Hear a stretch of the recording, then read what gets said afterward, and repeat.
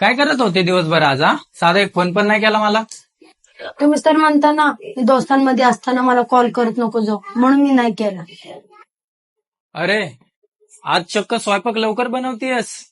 तू तर मला न विचारता स्वयंपाक बनवत नव्हतीस ना? तुम्हीच म्हणता ना फोन केल्यावर तुला काय करायचं ते करून टाक स्वयंपाक, म्हणून मी करून टाकला आज.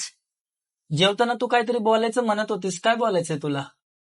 अहो, मी ते ना रेल्वेचं तिकीट बुकिंग केलंय. रेल्वेचं तिकीट?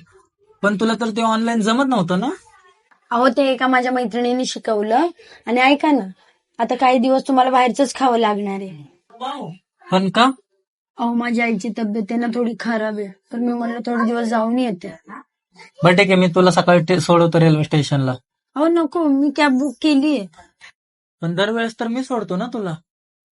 तुम्ही तर त्या दिवशी कार्यक्रमात मला बोलले ना, तुझी तू कॅब बुक करून जा, तर मी ते पण शिकले. माझं डोकं नको खाऊ, जा इथून.